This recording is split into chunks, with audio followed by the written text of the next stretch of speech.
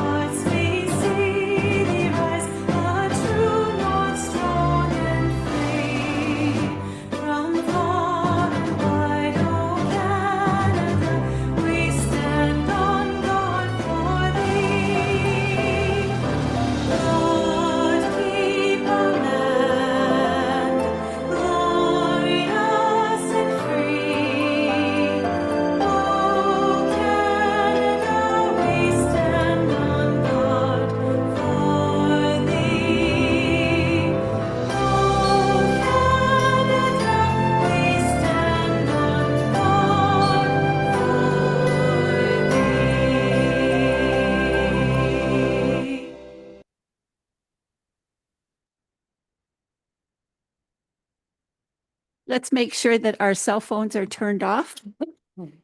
Okay, our first motion is moved by Philip Smith, seconded by Bill Everett, that the agenda for the regular meeting of council to be held on March 24th, 2026 be approved as presented. Are there any amendments, Kathy? No, there are not, Madam Mayor. So as presented. Any discussion? All those in favor? Carried. Is there any disclosure of pecuniary interest by any member of council on any item on tonight's agenda? Seeing none, we'll note that. Moved by Nikki Gowdy, seconded by Susan Irwin, that the minutes from the regular meeting of council held on March the 10th, 2026 be approved as presented. Any questions or comments on the minutes? All those in favor? Carried. Mayor's remarks. I just have a few remarks. We have a letter from the, it's called AORS now, which is the, what's it called? Road, it used to be the roads Yeah, it's group. Association of Ontario Roads There you go. Supervisors.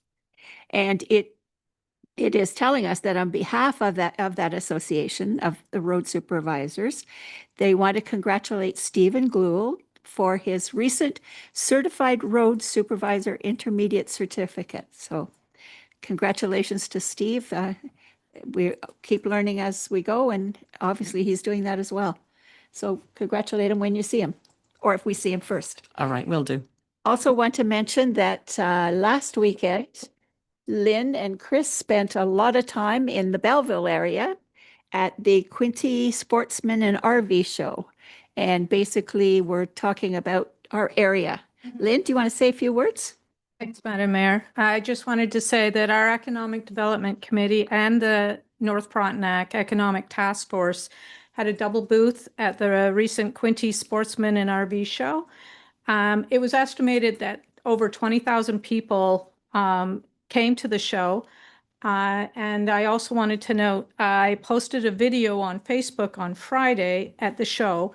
And at this point, there's been over 2,000 views on that particular video. Our booth was very popular and many visitors came. They were interested in both North and Central Frontenac. And we focused on promoting our tourism, businesses, and artisans. We'll have a full report with numbers at our next council meeting. Excellent. And thank you for doing that, taking your time on the weekend to represent us. You've done a good job. All right, now we are at delegations. And Lindsay Nash is going to speak to us, and she's with Outreach and Stewardship Coordinator from Quinte Conservation. Welcome. Thank you for having me. So if we want to get started at the next slide, like you said, my name is Lindsay Nash. I am the Outreach and Stewardship Coordinator at Quinte Conservation. Next slide. So I'm here today to recommend Council provides a letter of support for Quinte Conservation to apply as the lead applicant for the Green Municipal Fund Growing Canada's Community Canopies Grant. I'm going to refer to that as the GMF grant moving forward. Next slide. So Quinte Conservation, alongside the Quinte Urban Forest Network, are proposing to be the lead applicant for this fund. And by doing this, we're providing our 18 member municipalities the option to leverage funding as well as staff support for planting projects. And that could fit into your existing municipal plans or new proposed projects, as long as trees have not already been planted by the time we receive the funding. As the lead, Quinte Conservation will focus on planting a diverse range of native tree and shrub species. Next slide. So the funding opportunities are for long-term and permanent forestry intention, so no Christmas tree farms, and can include the following project types: street tree planting, urban planting, park tree planting, riparian planting, forest restoration, and reforestation. And this can occur on both private or public lands. Next slide. So projects that would not be eligible are projects that are proposing to transition healthy natural wetlands and healthy natural grassland ecosystems into forests. If they're already a functioning ecosystem that's not a forest, then they don't need to become forests. Some other sites that would not qualify are extremely isolated properties. This grant is geared towards urban planting. However, the word urban is used pretty loosely. So as long as it's somewhere near where people reside, that's okay. A maintenance plan and a survival assessment would be required following each tree planting project. So something like our tree giveaway wouldn't qualify. Next slide. So my timeline has been in February and March. I've been going to each council. Quinte Conservation has 18 member municipalities. So I've been going to all the council meetings to obtain a letter of support, which is what I'm here for tonight. And that's because Quinte Conservation can only apply as the lead applicant for this grant with support from council. So even if you don't have a tree planting project that doesn't quite fit with your municipal programs, even if you provide us with a letter of support, then I can work with a private landowner that resides in your municipality, or like schools and churches or stewardship councils or any of those other groups, even if maybe we're not working together. So I actually have an application that is online right now that either the municipality, private groups, or private landowners can currently apply for through me. And I'll consolidate all of those applications into one big application for the grant. And the deadline to apply to me is April 13th. And that gives me a couple weeks to get everybody's applications together in one big application and formally apply for the fund on April 29th. So after applying formally, I have about a 6 to 8 month waiting period before we hear back if we're successful, which puts us at tree planting either late fall 2026 or spring 2027. Now, I have a 2-year period after receiving notice of being successful of the application until we have to plant the trees. So even if we want to wait an extra year for site prep, we still have that option. And then following putting the trees in the ground, we have to maintain and monitor the planted trees. If I recall correctly, it's for a year. Next slide. So Quinte Conservation's expectations in working with municipal partners, private interest groups, or landowners would include a letter of support from council, which is what I'm after tonight, And whoever's proposing the project would be responsible for a financial contribution of 50% of the project funds, which would include a tree planting budget with the source of funding identified, identification of existing and proposed programs if you'd like to include your municipal programs, and then if possible, if you have information identifying sites where an increase in tree canopy would be beneficial, either on public or private lands, or any data or current tree canopy studies to support or identify the need for trees would make our application stronger, but isn't necessary. So in exchange, Quinte Conservation will coordinate administrative and logistical aspects of the application, will assist with leveraging additional funding where possible, will act as a liaison between municipalities, local interest groups, and the funders, and then we will also submit the final reporting. Next slide. So this is a 50% match cost share grant with a minimum project cost of $50,000. Now, I realize most of Quinte Conservation's member municipalities don't have tree planting budgets of $50,000.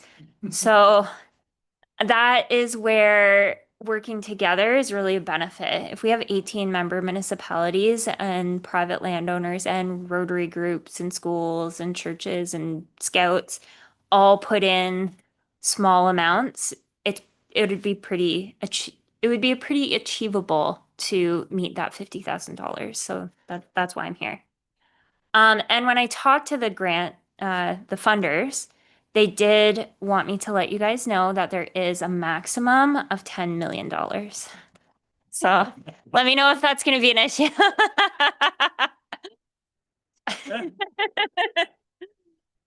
So half the budget can come from the fund, and the other half could come from either your municipal budget, the budget from private interest groups or private landowners, fundraising, or other grants. You can stack other grants as long as those other grants aren't funded by the 2 Billion Trees program. And if they're funded by Tree Canada, we would have to look into it a little more. So what we can do is we can increase your municipal tree planting budgets, but we can't replace them. So if you have $5,000 for tree planting for 2026, we can double it to $10,000, but we can't reduce it to $2,500 and then match it that way. And then also, sorry, go ahead. And then also, it can't be part of any legal tree planting requirement. So if you have any development rules that say if you take down so many trees, you have to replace so many trees, that wouldn't count either because you would have had to do that anyway. Next slide. So implementing a watershed-wide tree planting initiative through different levels of partnership creates capacity for the community to work together while supporting climate resilience close to home. So there's many benefits for planting trees. The big one that Quinte Conservation really cares about is climate resiliency through flood retention. But then there's also many other benefits, including reducing carbon dioxide from the air and producing oxygen, which is good for us, reducing heat island effects in urban areas, cooling buildings in the summer with shade, providing a windbreak in the winter, as well as improving mental health through connection with nature and encouraging healthy soil, as well as promote habitat for a wide range of insects, birds, and mammals that are specific to this area. This grant coincides with Quinte Conservation's vision to advance watershed knowledge and collective actions to strengthen our ecosystems. Next slide. So if you have any questions, let me know. My contact information is on the slide if you think of anything later on and you want to chat. Any questions or comments for Lindsay? Susan? Through Madam Mayor, and thank you for your presentation. Central Frontenac is very fortunate to be involved with 3 conservation authorities. So my question is, would the trees have to be in the jurisdiction of Quinte Conservation Authority, or what if there was planting that was needed in an area that would be considered Rideau Valley or Mississippi? Yeah, so I'm good with it if they're good with it. I've already chatted with Lower Trent. We share some municipal boundaries as well. And if, yeah, if they want to partner with us to plant trees in your municipality, but their watershed, I'm more the merrier. Okay. What will happen now that there's 9 conservation authorities instead of 36 or whatever there was? I'm not worried. Our goals, our goals in the sense of treat, my understanding is that it's, well, Quinny Conservation is business as usual at the moment. My understanding is that it won't be an issue. Good. Mhm. And I think it should be business as usual for a lot of the conservation authorities. There's lots to be determined. Mhm. Anyone else? Okay, thank you very much. And we do have a motion.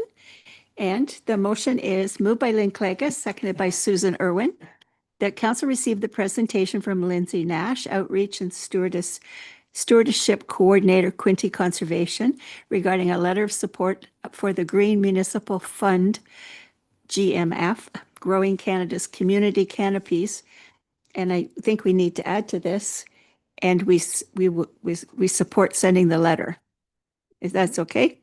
And we support sending the letter. All right. All those in favor? Carried.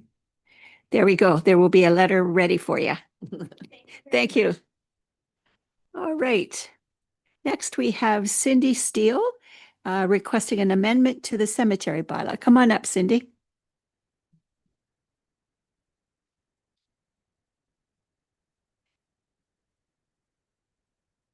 There. Welcome. Thank you. I'll just read my story to you, if that's okay. Good evening, Madam Mayor and members of the council. I'm Cindy Steele. I reside at 1276 Oak Flats Road in Piccadilly, Central Frontenac. I'm here to speak to council regarding the monument that my family wishes to install on a plot located in Piccadilly Cemetery, located on Oak Flats Road in Central Frontenac. It's my hope and my family's last wishes that they be placed in their final resting place at Piccadilly Cemetery. My father, Kenneth Bertram, my mother, Cavell Bertram, my brother, Ron Bertram, and my sister, Lisa Bertram. Sorry. My immediate family has resided in Central Frontenac for 89 years. They're well-known and respected by the community. My mother, Cavell, passed away October 31st, 2025, and I'm the executor of her estate. I met with Limestone Funeral Home on November 3rd, 2025, and spoke with the director, Mr. Matthew Osak. It was my mother's last wish that she be cremated and placed above ground in a grave in Piccadilly Cemetery, along with Dad, my brother, and my sister. It was her wish that my brother Tim build a church memoriam to hold the 4 urns. I was informed that it's not possible because the structure would be constructed of wood and would deteriorate over time. After consultation with Matthew, I was informed about a columbarium that holds 4 urns. It resembles a tombstone that holds 4 urns, and Matthew was scheduled to attend this meeting with me, but unfortunately he's unavailable because he had a death in his family and can't be here. But he's provided me with all the information on the dimensions, the construction, et cetera, so that you can have the opportunity to see what it is I'm speaking about. When I approached Kathy McMunn, CAO clerk, I was informed that the Township of Central Frontenac does not allow for that columbarium at Piccadilly Cemetery. So upon my investigation, I found that the bylaw does not state I cannot, but it also does not state that I can. In fact, columbariums are not even mentioned. I'm requesting that the bylaw be amended to include these columbariums. I spoke with the caretaker of Sydenham and Verona cemeteries and was informed that they are currently in the process of adding columbariums to their bylaws. And also, they have existing monuments. In fact, it seems to be accepted as a new option for cemeteries everywhere. It's an excellent option since overcrowding is a real concern, especially at our little small cemeteries. I attended a meeting on Thursday, February the 12th with Kathy and Stephanie and was informed of 3 concerns. excuse me, the BAO, Bereavement Authority of Ontario, liability risks, and theft. So I addressed all of their concerns. The BAO, the first one, the BAO, they were on board. I talked directly to Michelle and was informed that the BAO was fine with this, and the township was very wrong in telling me that it was against the law for the monument agency to sell me the columbarium, and that the township had misinterpreted the email dated January 14th, 2026 from Ray Perel, who is the licensing officer at the BAO. She also concurred with Jamie Trainer, her colleague, and I have their contact information if it's required. Liability, the dimensions are good. It stays within the perimeters. Actually, it's as safe as any tombstone. The doors are elevated enough so they clear any damage from lawn equipment. Third reason was theft. No more risk than the columbarium wall. If someone is going to steal, they will steal from there too. I stopped by the township office on Tuesday, March the 3rd to check in on any progress since I hadn't had any response, and I would like to make the funeral arrangements as soon as possible. I was met by Stephanie Hammond, financial assistant. I was told that the township had received an email from the BOA and I was not permitted to read it.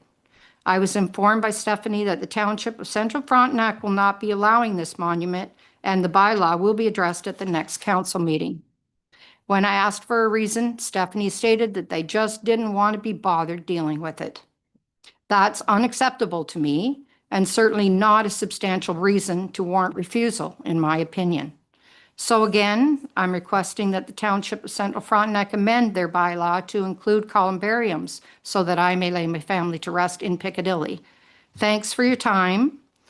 Matthew was supposed to be here to send dimensions, but he did send me a note, which if it's okay, I'll read it. He said, dimensions, there would be a concrete foundation, the same size as the base and 4 feet deep to provide stability. And he said, if the township is concerned, they should not be. It's basically the same thing the township provides through O'Connell Cemetery. It's just not owned by the township. So before I came in, I was just handed what he had sent to the township with the dimensions of everything on it. So what I'm talking about is basically a tombstone with room for 4 urns. Okay, I have a question. Sure. Are they locked? Yes, So they're all locked up because the columbariums, that's how they are safe. And we absolutely. are the only ones with the key. Yes, So you would be the only ones with the key for your family's you would be stone. provided with the key. Okay, we Because would as well. I spoke to Kathy about that and Right. was instructed that all of that information would be here. And then I asked the question of who would be allowed if someone wanted. And it was explained to me that they would have to go through me since I'm the The owner, basically. owner. Yeah. Okay, other questions? I think it's a great idea. Sorry, I just think that, it doesn't take up as much room as a plot. And I mean, room, is that not one of our things that is a problem with our small cemeteries? Philip? Thank you, Madam Mayor. I spoke to Kathy, I think it was last week, we talked about this, and that was my comment as well about we have limited space, and continuing to add on to these cemeteries is not easy. So if we can find options and alternatives that provide more space and more room, I think it's a viable solution. The question I do have is, what's the mechanism for changing the bylaw and how long does that take? Yeah. And Kathy can answer that one. Yes, the BOA, both Stephanie and I both have had discussions with them. So what we have to do is they do not, the reason why is because our bylaw is silent on those. And we have to have the BOA, we'd have to change our bylaws to allow them or not allow them. It's both. It's either one or the other. And then we would send it off to the BOA and they would be the ones that would give the authority then from there. So they have to approve it. They have to approve it. They do it for all of ours. If we, put more money into different things on it, yes, we have to get, the BOA has to, because they're the authority to But allow that. if this is something that's new and other cemeteries are using, chances are the approval wouldn't take that long. No, probably shouldn't. wouldn't, or shouldn't anyway. And I spoke to the regular authorities. Oh, sorry. So I talked to when I spoke to them, they said they were completely on board and they said it was not their decision. They just govern. And that it's the township's decision, the caretaker. Yes. Yeah, and it is it is certainly council's decision, but you have to have approval of your bylaw from the BOA Okay. to allow it. Yeah. You still have to have that. Yeah. Philip? Still want to know roughly how long if we are going to change it. I'm not sure how long it'll take the BOA. We can do that fairly soon. Stephanie can certainly, because she's been working with the cemeteries, we can get our bylaws and then it'll have to come for the next meeting because council would have to approve the change in the bylaw and then we But can then send we're it at the off. mercy of another agency. So that's, Yeah. but I mean, if we're, It could be 6 weeks. I don't know. I'm just guessing. Depends on how long the BOA will take. and if I can ask a question of Cindy. Sure. How many spaces are in the photo that you showed us? Four? Yes. Okay. And the other thing is too, with the 4, then there would be no room in the plot itself.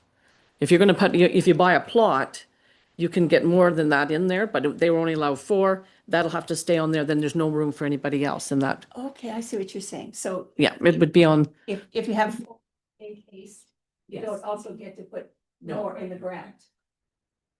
No. So Oh, you can purchase them with 2? You can, it's Mhm. 4 obviously is probably the maximum, right? Because you're really only allowed 4. I just happen to have 4. Mhm. Right.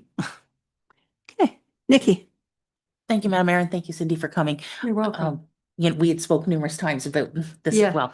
If we change the bylaw, can we make sure that it accounts for 4 or 2? If somebody comes forward and they only have an aunt and uncle and they want to do this instead, I wouldn't want to deter them from somebody else from doing it. So if the bylaw could state Both. a minimum, a maximum, or something, so it's very specific. Okay, Philip? Why are we limited to 4? Like if there's room for 2 stones, why couldn't it be 8? That's certainly, I would have to check that with the BOA. Like my concern is around space and Yeah. the continual acquisition of land for cemeteries. I mean, if we can increase the usage, that's what I'd like to see us do. But right now they only make them for 4, is that right? I asked. Or do they make them bigger? I went short. Oh, sorry. Sorry, horses. I'm used to just yelling at it. Sorry. I asked for 4, but Matthew isn't here for me to check that, and possibly they make it for more. I'm not able to answer that. I know they make it for 2. But if the dimensions fit that you could house 2 of them on the plot, then why wouldn't we allow? Oh, so you mean like You'd have two to- stones with 4 in each one? Correct. Or I mean, yeah, Mhm. however it works. I mean, This is a new thing. I think no, I know, but I'm just. we need to think about how you'd place it, how you'd cut the grass, I think if we go one at a time might be good fishing right now. Like 1, 4. Sure. I'm just saying, if for me, the concern is about continual growth of the graveyard. So if Yeah, we sure.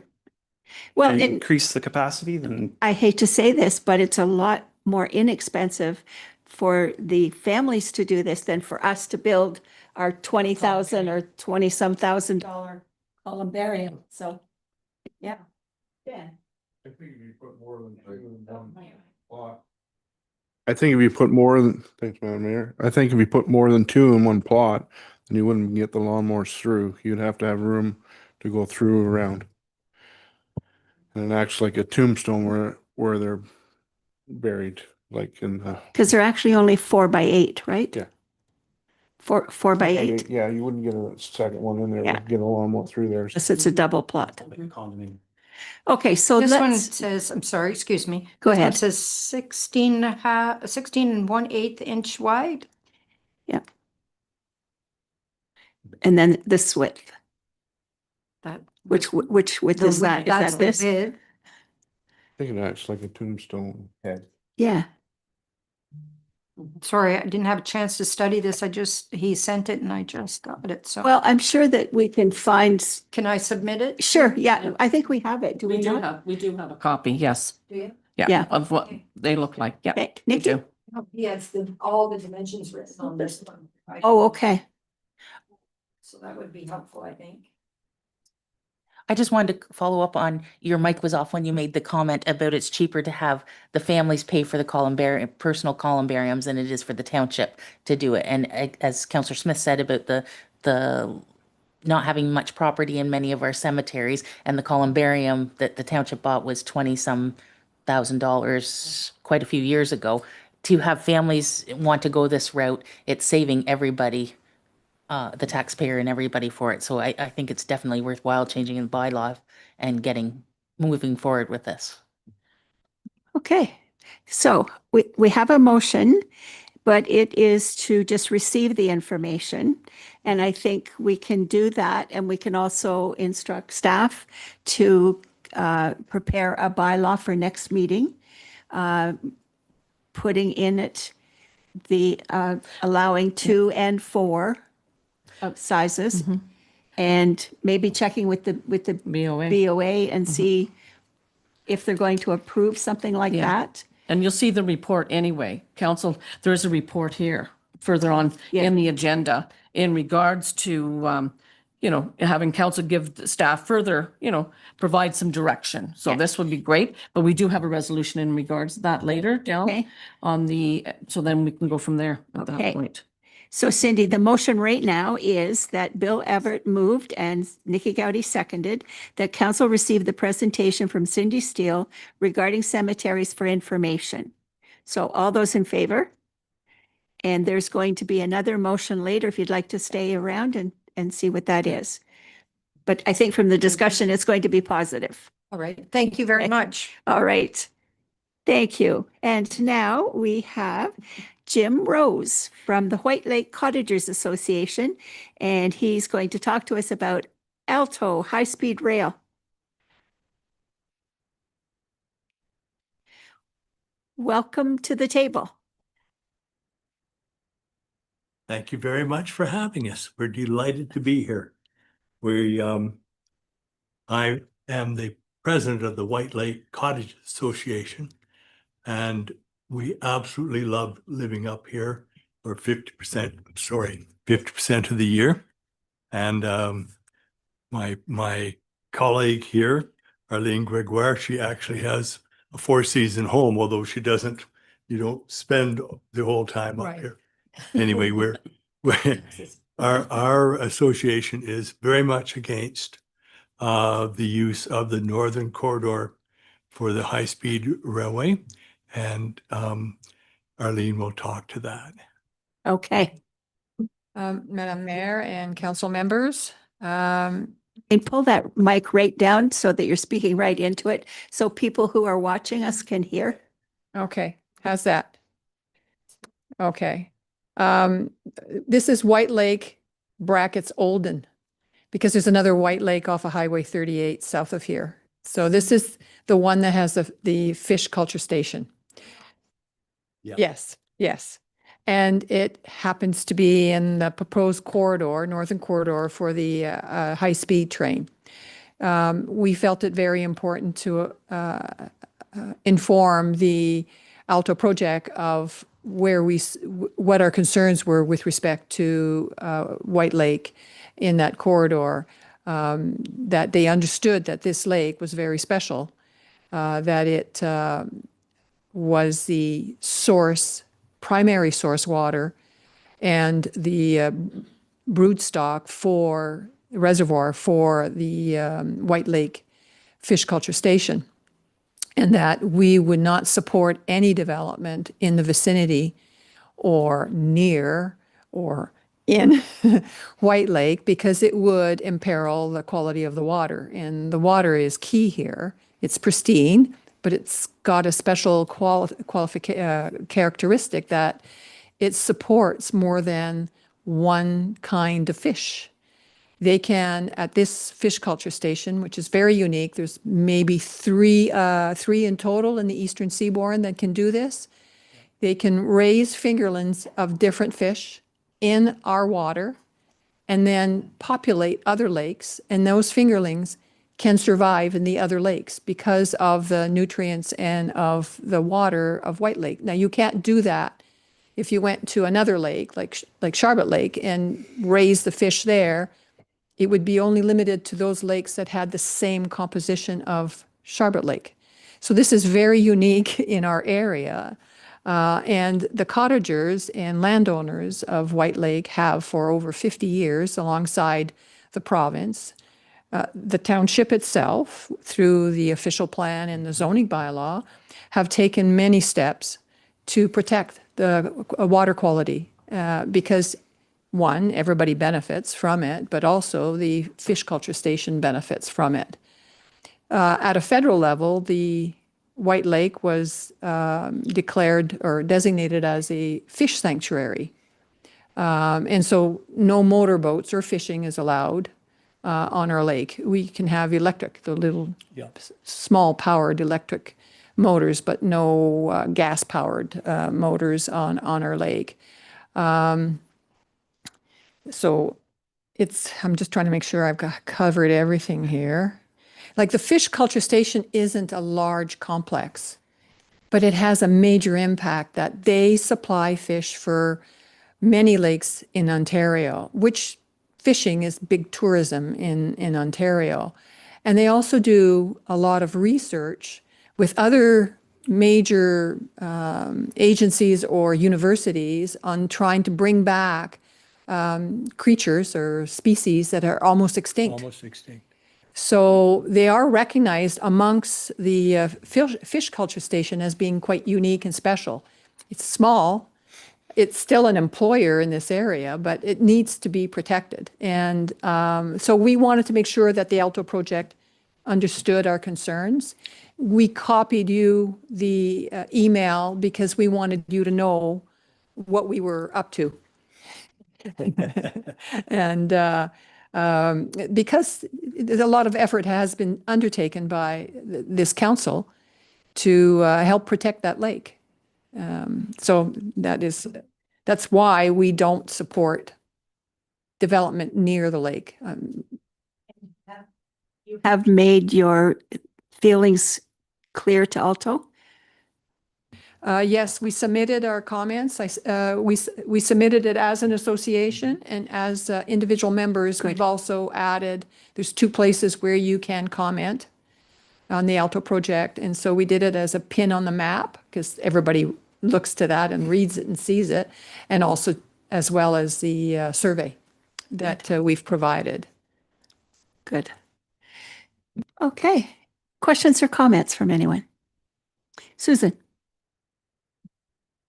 First of all, thank you both for your submission and for your concern. We have, I believe, on a notice of motion coming forward for another letter that we're going to be sending to the various ministers and Alto and so forth.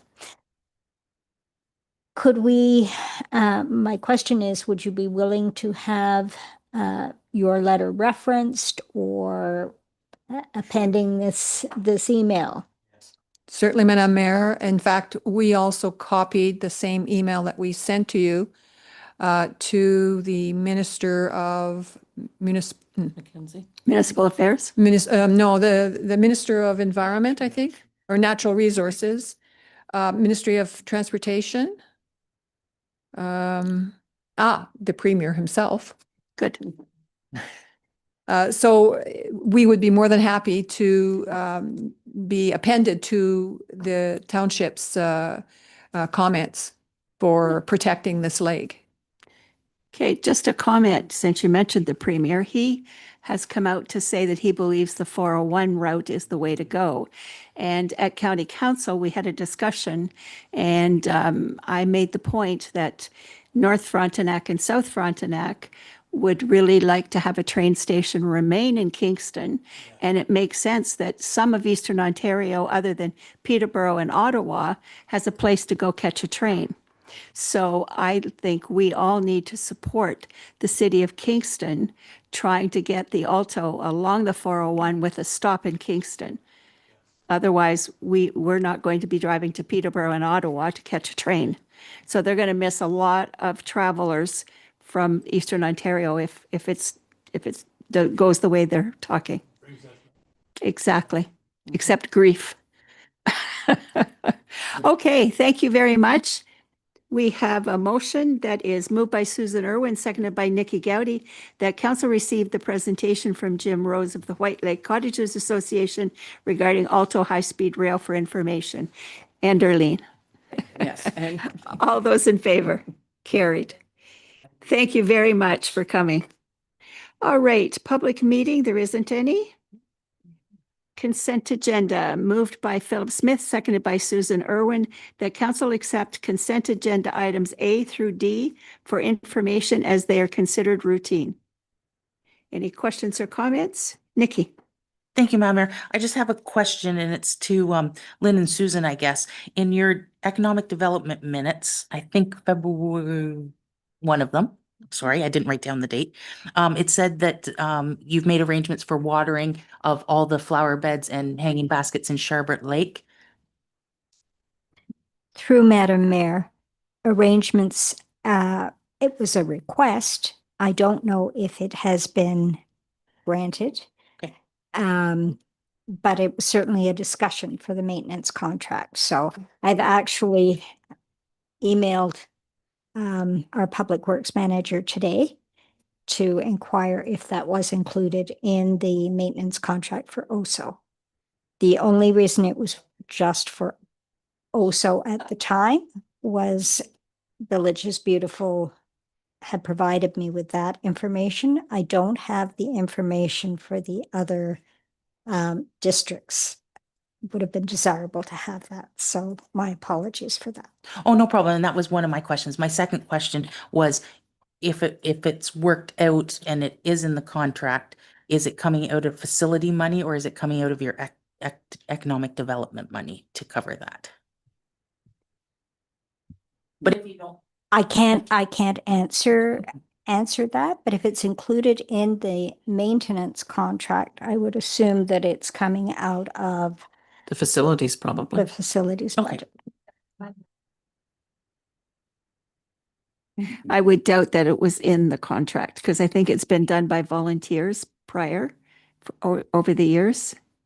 I know Bill Bowick's been down with his wagon and his water. If I may respond, Madam Mayor, yes, but the volunteers are getting older, just like I am, and it's getting more difficult. Yeah. So hence the request for township support. It is true. Okay. We'll have to ask that question. All right. All those in favor of the motion? Carried. All right. and Cell Project monthly update. Oh, that's all the stuff we've done. Deferred items. There aren't any. Staff and department updates. And the first one is moved by Cindy Kelsey, who's not here. Yes, she is. She's online. Oh, she's online. Oh, I didn't know that. Yeah. All right. A new grandma. I'll put your name back in here, Cindy Kelsey.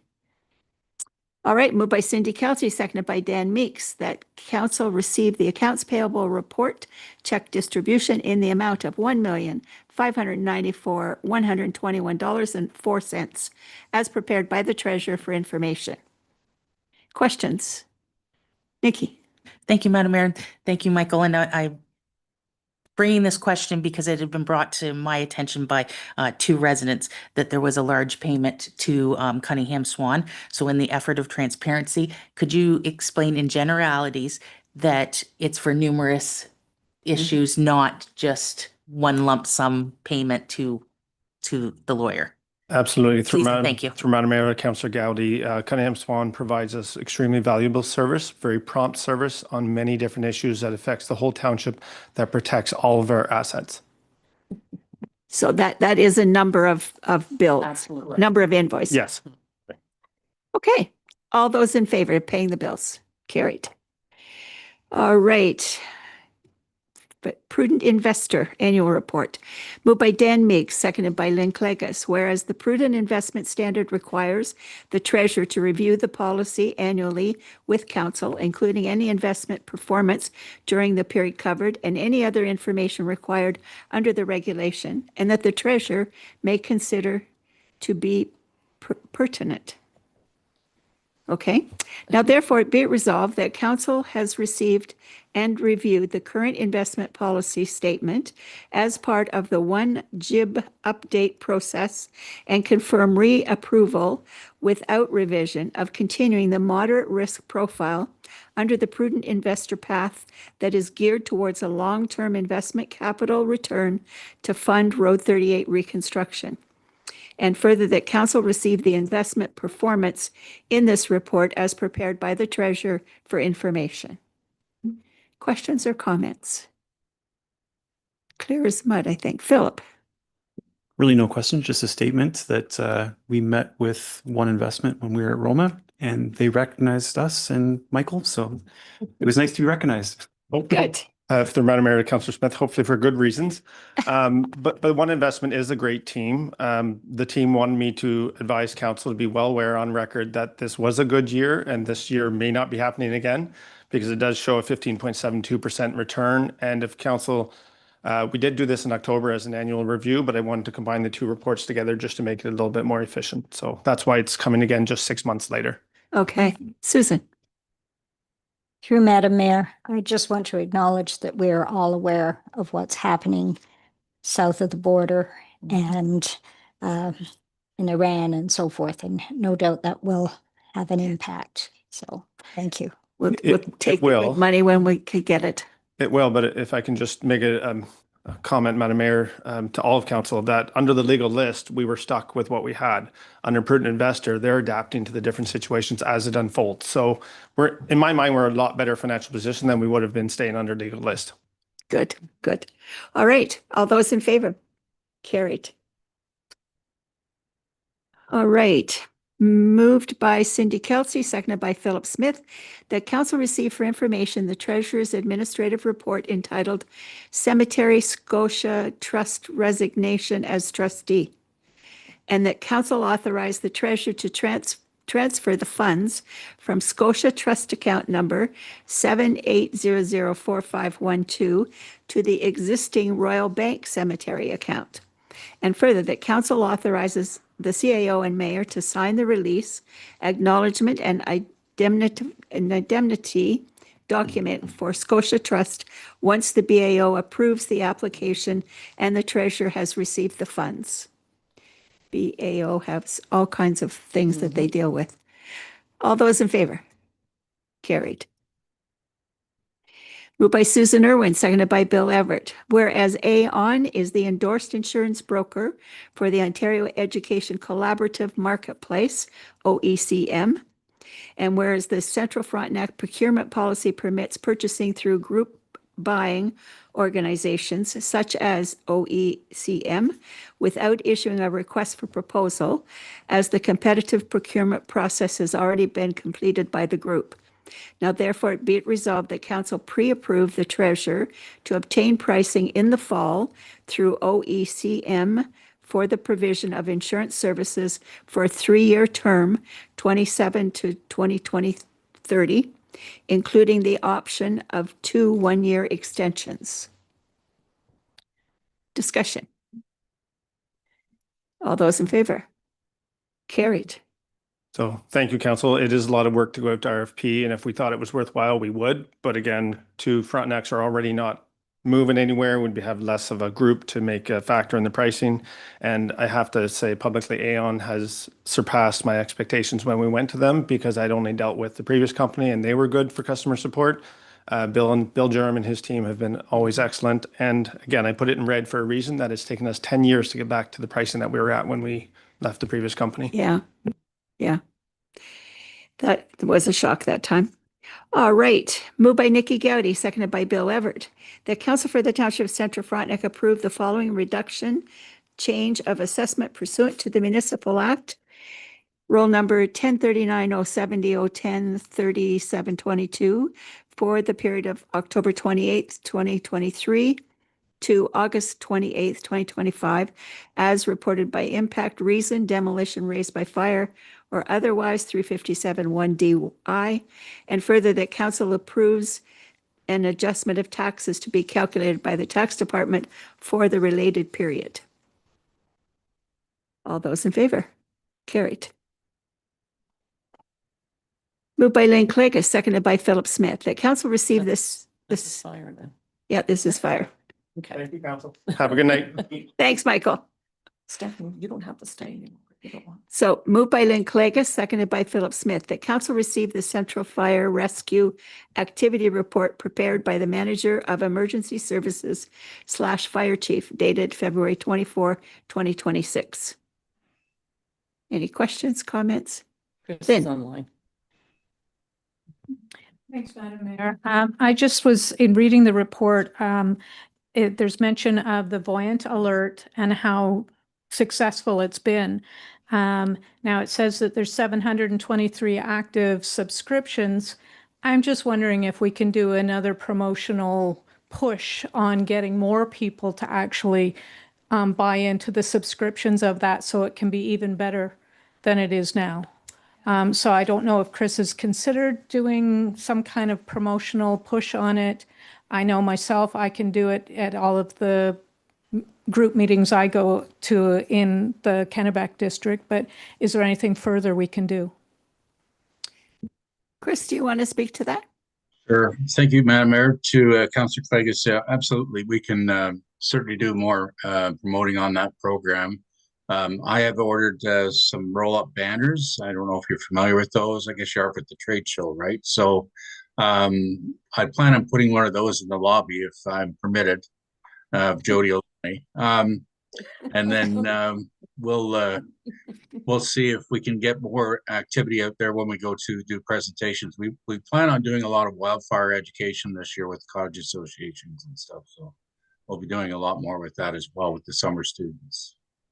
The other thing we could do is, I know that Jeff Green watches our meetings. Jeff, I hope you're listening, that maybe he could run a little article about how important it is to be informed.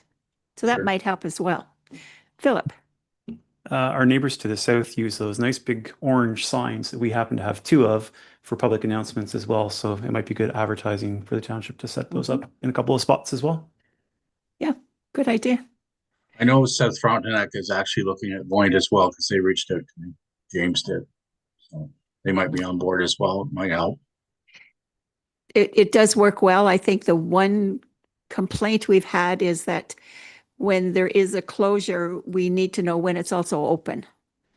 Sort of close the circle. If you close it, tell me when it's open. Well, that's good to know. Very good. Okay, all those in favor of the motion? Carried. Thank you, Chris. Thank you. Have a good night. Hey, you too. Now this is the cemetery fee increase, moved by Bill Everett, seconded by Cindy Kelsey, that council received the 2026 cemetery fee report for information as prepared by the financial assistant, and further that council approve the recommendation from staff regarding new rates for 2026 as outlined in Schedule B of the bylaw and pricing adjustment as per the October Consumer Price Index. Discussion. It's not cheap to die anymore. I guess it never was, but all right, all those in favor? Carried. Okay. Here's the one here. This is the Tower Urn bylaw amendment. Moved by Cindy Kelsey, seconded by Susan Irwin, that council received the report regarding the cemetery bylaw regarding tower urns for information, and further that council provide direction to staff on whether to permit these types of urns within our cemeteries. So from the discussion we had, I think it sounded like we wanted to approve the 2 and the 4 if the BAO approves us to do that and do that by bylaw. Yes, for sure. And then Stephanie can reach out to them to see if, we can do the 4 and 2, whatever their recommendations are for that. And then we will bring the bylaw back then to council, because then we'll have to make the amendment, pass it, and then goes to the BOA for approval. So. Philip. So I've not looked at the bylaw, so forgive me. Into that mic. Sorry, I have not looked at the bylaw, so please forgive me. But how many burials are you allowed per plot? So, I mean, you can bury a casket, a number of urns. I think there's only what, one casket and 2 urns now? Okay, Three. 3 So three cremated and and one, 1 full burial. one casket. So total of 4. Total of 4, yeah. Or 4 cremations, yeah. So again, if we're talking about utilization of space, if there's 4 in a tower, does that still not mean there's room? No, the BOA said no. No, they're the ones that said no, they would be, it's considered because if you've But got you can 4, put, what did we say? 48 in space the Mhm. size of this table? That makes no sense to me. yeah. But I mean, they're like, we would check with them to make sure. But the way they had to explained it is that if you have, yeah, like we do with some, have a full casket and you can have 3 cremations. But if you just have cremations, you only have 4 cremations. So, and what would happen, and I know there's a lot of space left over, but there's not much, and that's all they allow. So unless we can find out more from them. What the problem is, we are used to selling land. And people were being buried in that land. So it was a plot that you measured out and you had so many in a piece of property. What this is saying, and I kind of agree, Philip, it does not make sense that if you put 4 in a stone and that's sitting on a plot, that plot sits empty. Yeah. Mm-hmm. So maybe we need to look at this further. And there can be another bylaw to say if you've put 4 in the stone, you can put so many in the land. But I think the BAO needs to be spoken to because I think this is new. And unless they're doing it someplace else, there may not be any process that they follow. So I think if now we go with 2 and 4 and leave it as it is, and then go forward further to see what we can do with the ground.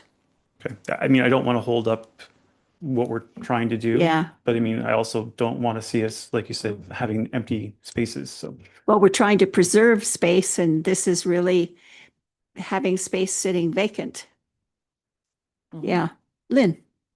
I'm in agreement that we should allow more, but I think that if this is something that's new, maybe they're coming out with some new regulations and we should leave the bylaw open to allow for some of what's coming, to have the ability to put more. If we put 2 and 4 specifically into the bylaw, we're limiting ourselves right away, and which will cause another bylaw adjustment down the road. That's not that big of a problem. And you have to remember the BAO is an agency that likes numbers and they like things neat and tidy.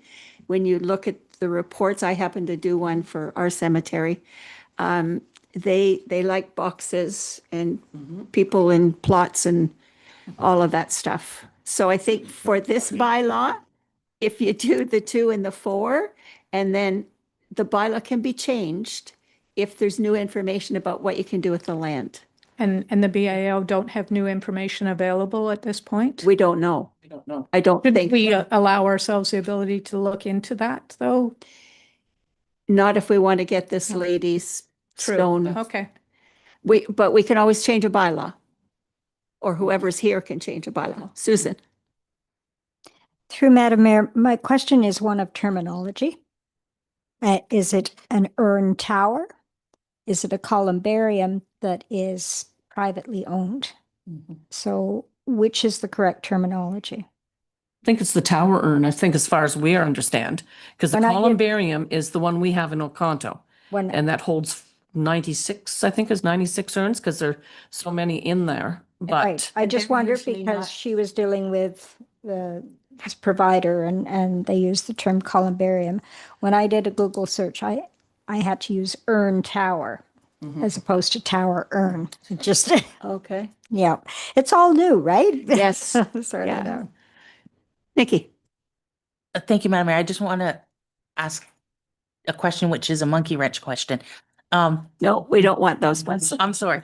Do we have any family plots in any of our cemeteries? Because I know that my family has a family plot, my mom's family, and it's a family plot and it holds more than 4 people if they're cremated. And I just don't want, I want to do the bylaw right the first time with being able to redo it if necessary. But if we have any historical family plots and somebody might come here back and say, oh, well, I want to put a couple of towers on there because I have this larger plot, it's included in the bylaws. I think there's single or double plots. I think that's all there is, isn't there? There are some family plots. Okay. Mhm. old. They're old Okay. ones, so they would. There's not you'd- new ones. No, most of them are older. Yeah. Okay. And because they purchase them that way with family, we cannot Change. we cannot change that. So they would still have the, they'd be allowed to. They're grandfathered. Yeah. Yeah. Yeah, you could. Mm-hmm. Yeah. Just one after the other and call it a family plot. Anyway, this is kind of a dead issue. I had to throw that out. Okay. We know what we're doing and you know what you're We doing. know what and we're we'll doing. see the bylaw next meeting. Yes. So all those in favor of the motion? Carried. All right. Now we're going to planning. So moved by Philip Smith, seconded by Bill Everett, that council receive the planning activity report dated March 24th, 2026, as prepared by the planning coordinator for information. Discussion. Nikki. Thank you, Madam Mayor. Thank you, Abby, for your report. In the first comment, you talk about the severances. I was wondering if you had a projected date of when the report would come back that we could change the zoning bylaw. I know our numbers are a little low. It's not a great year, I realize that, but the potential could be there that it could turn around if we can change our zoning bylaw.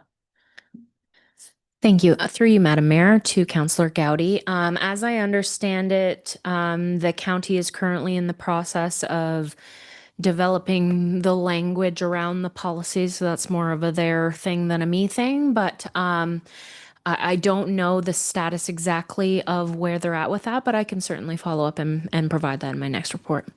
You're welcome. How was the LPAT meeting? It was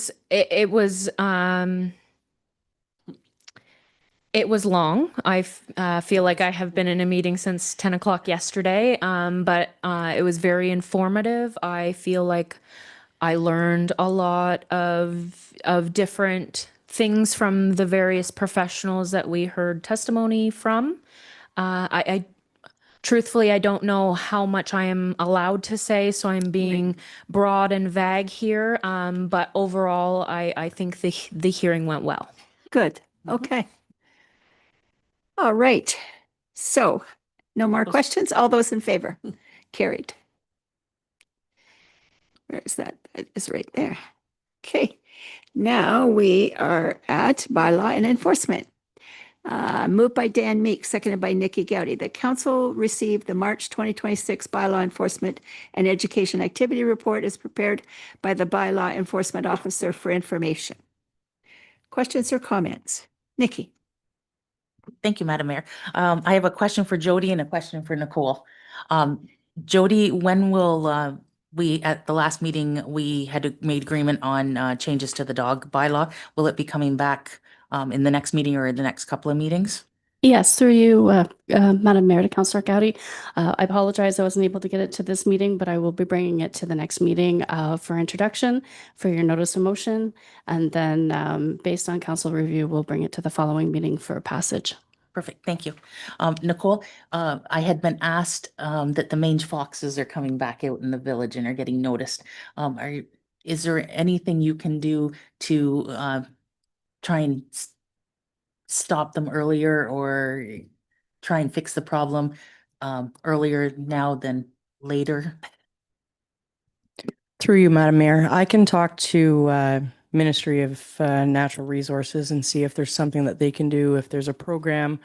I have been in touch with Sandy Pines. They've given me a few baited mice Usually, if we catch it early enough, one dose will usually do it, and they will get worse before they get better. So they look absolutely horrible, and then all of a sudden their hair starts to come back because the scabbing needs to fall off.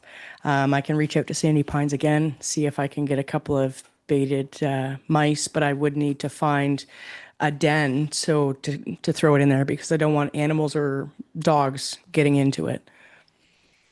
Do we know where these foxes have been seen? I did see something on Facebook The village again. here, this village. Yeah. So that's why I knew Nicole was gonna be here, so I thought we'd ask and make sure she was aware ahead of time instead of it dragging, or not dragging, but you Yeah, know, we had one right get here. I advanced. live in, right down here. Mhm. In here, and not, no, in the yard. Living here or walking through the yard? Oh, no, they were down there living in the boathouse, wasn't it? Or the So dog? we can actually bait them down there. Yeah. Well, let's do that.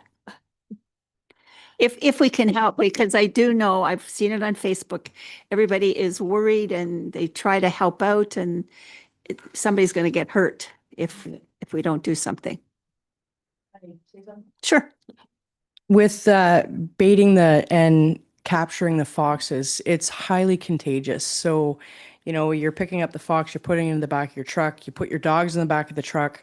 Now you've got a problem moving on to your dogs. So we have to be very careful with that. Like we can't have everybody trapping them. You should be wearing hazmat suits, gloves. I don't have those things to be able to live trap, and they are an animal.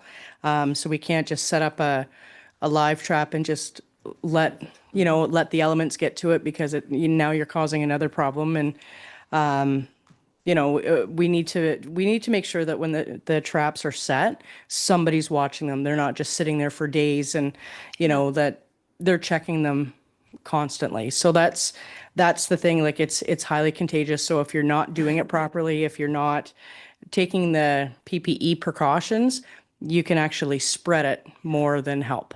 Yeah. And that's good information. And hopefully people watching this meeting will take that back to others who might think they want to try to help, because it can be more hurtful than helpful in the end. Okay. All right. Any other questions or comments for Nikki? All right. All those in favor? Carried. Thanks, Nick. All right. Administration. Moved by Philip Smith, seconded by Nikki Gowdy.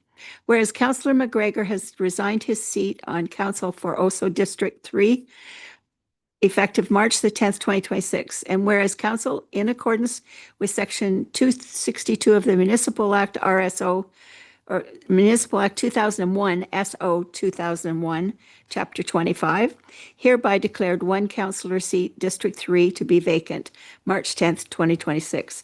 And whereas the Municipal Act 2001, SO 2001, Chapter 25, states that council may fill a vacancy by appointing a person who has consented to accept the office if appointed, or requiring that a by-election be held to fill a vacancy in accordance with the Municipal Elections Act, SO 1962, Chapter 32. And whereas the CAO clerk is recommending that council consider filling the vacancy by appointing a person who has consented to accept the office if appointed, as it may be the most cost efficient than having a by-election.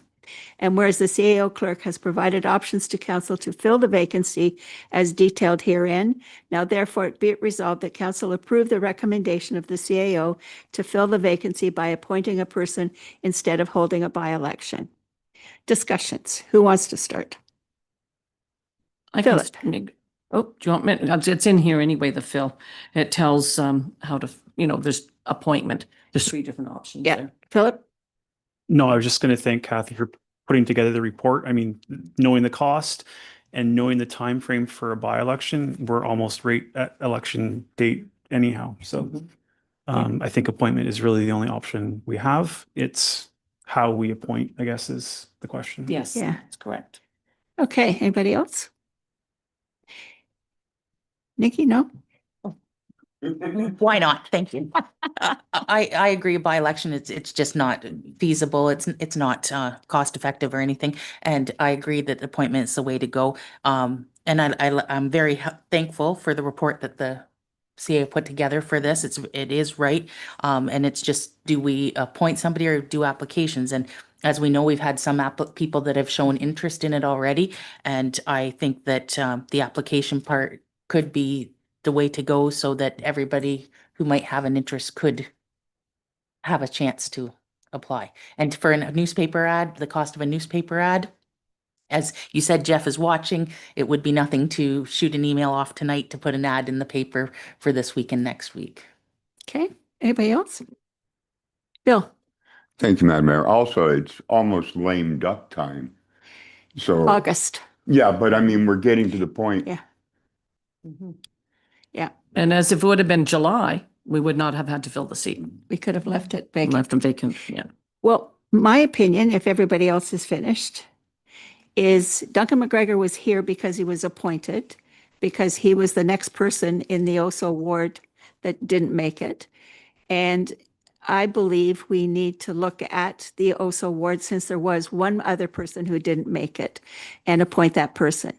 I think appointing a person from another ward, maybe even the furthest ward south, where there's been a couple of interests out there, is not the right thing to do. And appointing somebody who has never been on council is not really the right thing to do, because there's a lot to learn to be effective around this table, as you all know.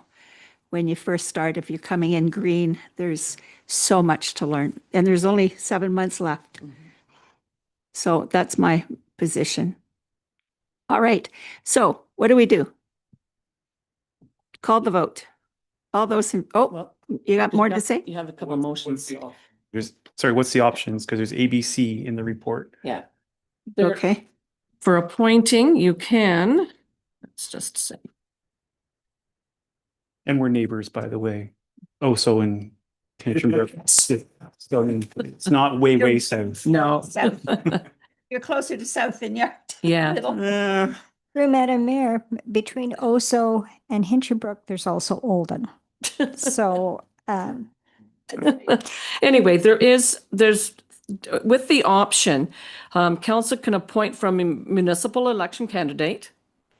You can also, Option one. that's option one. The other appointment is, yes, call for applications from individuals and do it as a public notice. The next one is a direct appointment by council. So you can just absolutely, go ahead and just anybody that you would think. So there's two different ways of going about it. Okay, all right, so. Option one. Yeah, option one is What option one? which is appointment from the municipal election candidates. may I Yes. make a comment? Through Madam Mayor, we are we have a system, a ward system. And we do have a representative who paid the fee to stand for election, and is from Oso and is further north than I am, and would bring that perspective to the table, has experience. So just something for us to consider. Those north of Seveners. Hey, easy with that north of 7 thing. Yeah. Philip. So I don't disagree with Councillor Irwin. I've been appointed twice to council. I don't know on previous times whether there's been other solicitation by the public saying, hey, they have interest. That's why I'm a little bit interested in, if we say who's interested, who else is interested, what might we get for applications? And Bill McDonald might very well put his name forward and say he is interested. So I've got three people sent me an email to say I they think were we've all interested. received the three. So I mean, Yeah. that's what I'm saying. I mean, I've never. And I have one more. There you go. No. So there appears to be interest. So that's why I'm saying if we open it up, and there's other examples of municipalities doing that as well. But that's That's why you have elections. If there's 4 people interested, then you have an election. Especially if you've got 4 people who want to be in because they want to run again, then you're giving them a leg up on the other people, which is like, how do you pick those people? Is it helping them or not helping them? Could go either way. The cleanest way is the way we've always done it, and that is stay within the district as long as there's people within the ward and some. Go ahead, Lynn. Staying within the district, though, I know in one of Phil's appointments, that was not in the district. So we have gone outside of the district in the past. 3 of the 4 names that I have been, that have contacted me, all have experience in doing council work. Yes, only one of them lives in that ward, but the other 2 are still very active community members that are very aware of what's going on in this community. So I wouldn't want to not include them as options because I feel that they would be able to get up to the table and contribute right away. Bill. Thank you, Madam Mayor. I would like to point out to Councillor Clagus that in one of those, it didn't fulfill option 1 with no municipal experience. So it was sort of, that would have been an option 3, not an option 1. Okay. That was my case. And I've been appointed a number of times as well. Just when I retire, I get to come back. Somebody moves or dies or, yeah. But if you're looking at other applications, aren't you looking at a by-election then? Yeah, that's what I'm saying. I'm not in favor of a by-election. Me either. Yes, because I have, I think, at least three people that have sent. So yeah, you're getting into more of a by-election part if you start doing that route. It's still technically an appointment. I mean, Kathy, you and I went through the Municipal Act and talked about it the other day. They don't tell us how to appoint. They just say you can appoint. Yeah, you can appoint. That's right. So, and I think Madam Mayor is correct because even if any of these individuals that are interested to come and sit for the 7 months, and if they are wanting to run in the election, like come this fall, even that's what our lawyer had suggested when we were I was going through a couple. You do not, and he said it's not a good idea if you promote one of those other individuals and then you have them in on council for the 7 months and they turn around and run in the election, you're making it very sort of a gray area there because then it gives that person the leg up, and had already been on council, all those things, instead of running in an election. He mentioned that, so. I think that's an excellent point to raise, but is there a legal way of us knowing whether any one of these people would be? Like you can openly ask them. Some have already said. Yeah. Some have said that they're running. Yes. Have some said they aren't running? But that's, we can't. No, I know, that's it. So it's hard to guarantee that is my point. I know the person we are talking about appointing from also is not going to run again. I asked him. And I think the 2 of the names that I have already come out and said that they were going to run, so. Yeah. Okay, folks, it's getting late. What are we going to do? Option 1. Option, 1, 2, 3. No. Lynn's got that look on her face. So you want the option one from the municipal, that's 2A, yes, the option for the municipal election candidate. Oh, no, sorry. What's option 1? That's the by-election. Okay, no, we don't want that. We don't want that. No, by-election. What's the one appointing from? 2A. It's 2A. Okay, 2A.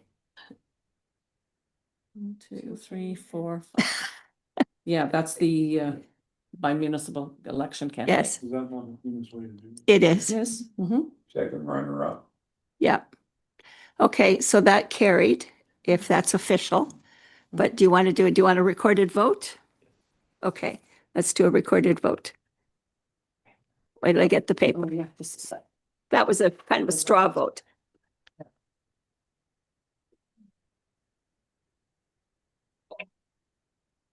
It's killing me. Yeah. Oh, we will just have to take Duncan's thing. Okay. There you go. Then we'll do the other part of the election. What if, Yeah.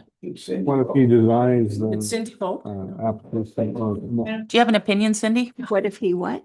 no, I'm just thinking. No, he does. Yes. Oh. What did she say? She's thinking. Oh, she's thinking. Okay, recorded vote paper in my hand here. Oh, looks very official.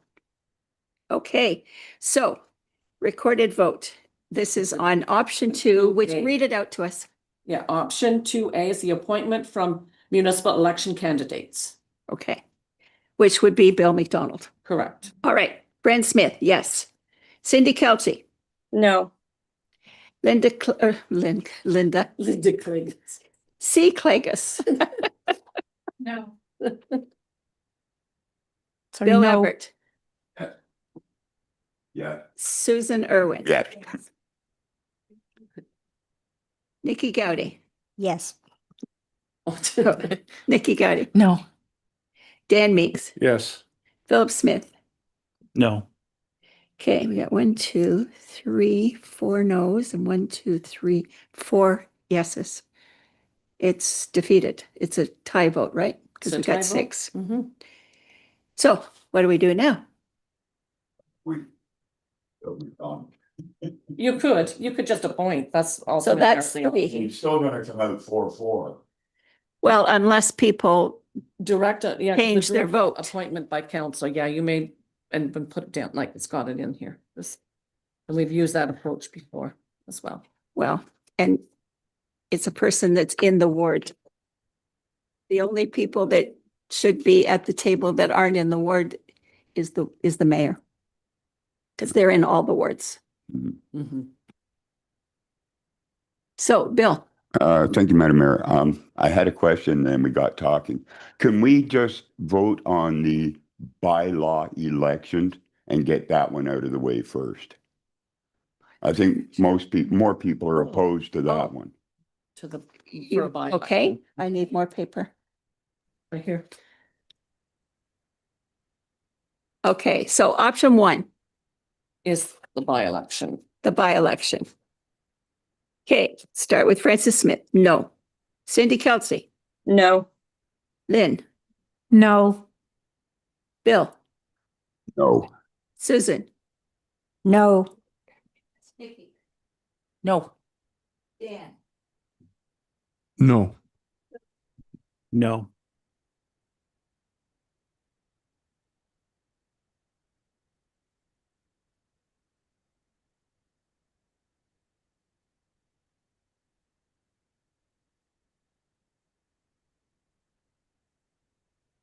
Sorry. And option 2A was a tie, so that's defeated. Yeah, appointment from municipal election candidate. Okay. So I need one more piece of paper. There we go. And Is this ENCPS? we're never going to get this meeting over. Oh, I don't have any more than that. Call for, Yeah, see, 2A we did with the municipal election. Then there's B, 2B is appointment by call for applications. That's where you'd have to put it out onto the website and everything to ask for people to appoint. so that's If they want to. applications. Yeah. And then 2C is the direct appointment by council. So applications is B. Correct. All right. So do we want to take applications? Francis? No. Cindy? Yes. Lynn? No. Everett? Susan? No. No. Bear is not here. Nikki? Yes. Dan? No. And Philip. Yes. 3. 1, 2, 3, 4. The noes get it. So no, Get that? right? 1, 2, Yes, 3, 4. Yeah, because okay. there's only 6. Okay, so 7 of you. that we don't want that. So that was, give me another one. I haven't got any more here. We just have, that's all we have. Like one off. I think we might. I don't think there's any more. Oh, we could. Is there? That's what we don't have any more, so. I agree with you, Bill, because I have to pee.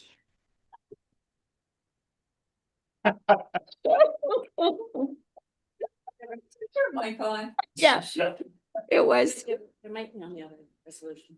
I could just read. They're still using on your backside, but just this one, but it's not a, yeah, resolution funds right there. All right, this is smaller print. Okay, so this is to appoint someone. Yes, All right, so we're all clear. This is to appoint someone. yes, direct, this is to see direct appointment by council. We already did that one. No, so it could be anybody. It doesn't have to be, the first one was that it was going to be the person on That has the vote. a municipal experience. That's usually what that municipal election candidate means. Yeah. In the first one, so. Okay, so appoint someone. Francis, yes. Cindy, Yes. Lynn, Yes. Bill, Yes. Susan, Yes. Nikki, Yes. Dan, Yes. Philip. No. Okay, that's carried. So now. So now, who do we want to appoint? Yes, you have direct How do you appointment get by to that one? council. Bill, Second runner off also Ward. so you're moving to, You asked what I wanted to do. okay, Okay, Bill. so you're making that motion? Yes, Madam Mayor. Just to get through them all. Any seconder? Susan? Okay, all those in favor?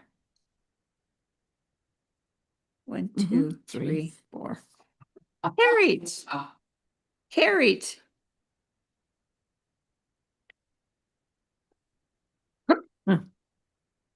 So now what?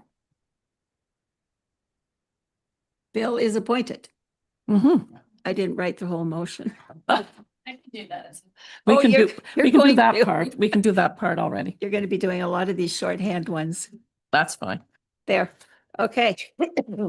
Oh, that was a long Want a one. break? Well, I think we're almost at a break here, are we not? Committee reports or other communications for actions, none, bylaw agreements. We have a notice of motion. Now, Philip, is this the notice that we talk about? Yes. It is. This is it. Yeah. Maybe we should have a little break before we go into this one. She's thinking of me. I'm thinking of Bill. He needs a break. So take 5-10 minutes.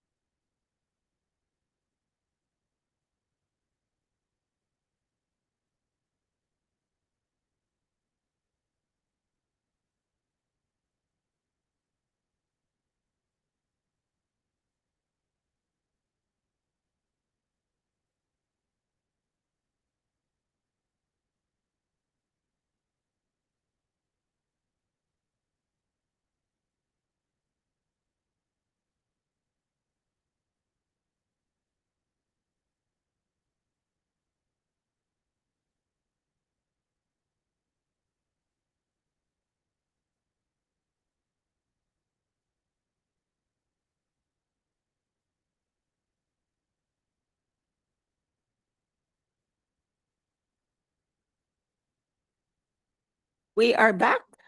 Are we back and live? Yeah. Okay. We have a notice of motion and it's moved by Philip Smith. And do we have a seconder? Nikki Gowdy?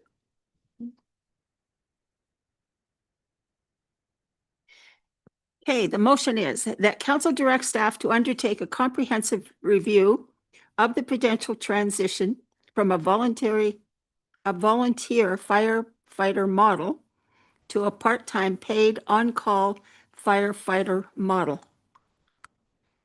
And that the review be conducted in consultation with the fire chief and include an assessment of all applicable legislative, regulatory, and municipal bylaw requirements, and that the treasurer be directed to review and report on any financial, payroll, tax, and budgetary implications for both the municipality and the firefighters associated with such a transition. That staff engage with current firefighters to seek their input, perspectives, and concerns regarding a potential transition to a part-time paid on-call model. And that the review and any resulting report highlight recruitment and retention considerations, as well as recognize the critical role firefighters play in protecting public safety and serving the community. And that staff report back to council with findings and recommendations at the second meeting in May 2026. Questions and comments? Philip? You covered a lot of it in the motion because that's how I worded the motion. But this is to not take anything away from our firefighters. I think we need to recognize the training that we put into them, the effort that they put into the job that they do. And I'm hoping that they see this not as a bad thing, that we're investigating this, but that there's some positives to it, that the work and effort that they put in is potentially recognized. And that when we're saying we're looking for volunteer firefighters, it's not really volunteers we're looking for, right? Like we're looking for quite a commitment from these people, and we train them. From what we've learned at this table, we're training qualified firefighters that could be on a full-time firefighting force. So I think it's important to recognize them. I just don't know what that implications are for changing the wording from volunteer to on-call part-time. And the financial cost. And that's why, I've asked about the fire chief, the treasurer, and the firefighters themselves. Okay, Lynn and then Susan. Thanks, Madam Mayor. Now, when this motion says to bring it back at the second council meeting in May, have you spoken to the treasurer and the fire chief and the other staff members? Is that enough time to prepare all of this information and bring it back and have time to thoroughly research it? Or should we hire a consultant to do this and pay money? I think about the report on garbage collection. It was done by staff, and when it was brought to the table, there was so many parts that we didn't give them to work with, that there's a lot of time right now that needs to be spent other than doing deep dives in something like this. I honestly think it should be a consultant hired to do it with parameters that are not very wide open. But you'd need to get an RFP to do that. I just don't know that there's enough staff that have the time to do this for May. And I also don't know if this is something that this council should be looking at, or if it's something the next council should be looking at, because there certainly will be financial implications. So what do you think? Susan? Through Madam Mayor, certainly I fully support anything that we can do to recruit and retain our firefighters. There is certain legal connotations or concerns when you change the status from volunteer firefighters, although they're recognized as employees under the F and the fire protection legislation. But on-call employees triggers the certain on-call provisions under the Employment Standards Act, which will definitely have budgetary implications, which the City of Ottawa has looked into and had a legal opinion as regarding that. So there's certainly costs associated with it. I'm not saying we shouldn't look at it, but we likely will need to get a legal opinion for any change in status that way. And again, it is a lot of work, and we're looking at the election coming up. So I don't want to tie the hands of the next council, but I don't want to shirk responsibility either. So Is it possible, when's the last, August is the last that this council can do much, right? Well, as soon as there's two sort of dates that are critical is in regards to certainly with lame duck. And with lame duck, as you know, it's a percentage. So there has to be, because we have a 9-member council, so we could be in lame duck depending on how many are going to be returned. Because we need 6.75, if you want to be exact, is the number that we have to reach. So if we don't, then we're not going to be in lame duck. Then you'll have a little bit more, to do things. But as soon as you start, we have to wait until we actually get their nomination paper. So that means filed. 6 people around this table have to file their nomination paper papers that that they're- they're going to run again. Yeah, yes, correct. Okay. And that means then we're not lame duck, Then you're not lame duck. 6.5. So then we wouldn't know that until August 19th at 2:00, correct? That's right. Although you might know it before. Yeah. Yeah. I don't know how you get the half, but It's, I guess it's 6.75. well, that's 7. It's 7 then, yeah, So you've got 7. 6.75. I'm not being the half 3/4. or 3/4. It's the 75% is what they talk about, yeah. And the- So what I was getting at, Philip, was whether or not we could change this instead of the recommendations to come back in May, maybe have them come back in June. I don't know. Is it still? Madam Mayor, I'm not sticky on the time. I put a time frame in. It was a couple of months. I mean, if it takes more time of staff, then by all means, I mean, consulting with the firefighters themselves is probably going to take more time than that. So I just really want us to understand what the implications could look like. But before we talk to firefighters, we also know what our implications are going to be. So that in itself is a study. So I have briefly spoken to Chris, but. Okay. Somebody had their hand up first, Lynn and then Bill. Again, I just, a preliminary report of some direction on this would be appreciated before August 19th. And yeah, maybe just phrasing it that it come to us by August or before August instead of putting it at the second meeting in May. Gives them a little bit more time to get some more information and maybe a brief amount of legal advice too. I don't know if that's possible. It would be, it gives direction as to some thoughts and ideas for the next council. It's not that we would be making the changes ourselves. And it would be in the 2027 budget if there was a change. And if we don't start that process now, it can't possibly get into the 2027 budget. So doing some preliminary work right now would be a good idea. And maybe that's it. Maybe it could be preliminary work that gets presented, not a full blown, here's your decision. Yeah. And Chris may have lots of information that he can provide. I don't know. Bill and then Dan. Thank you, Madam Mayor. I was going to suggest that maybe we ask it as an opinion for now. And if that opinion is viable, then move it into the next comprehensive review. Okay. Dan? Thanks, Madam Mayor. I was just going to say, if we did talk to staff and Chris to see about the pros and cons of the motion, might be a good thing.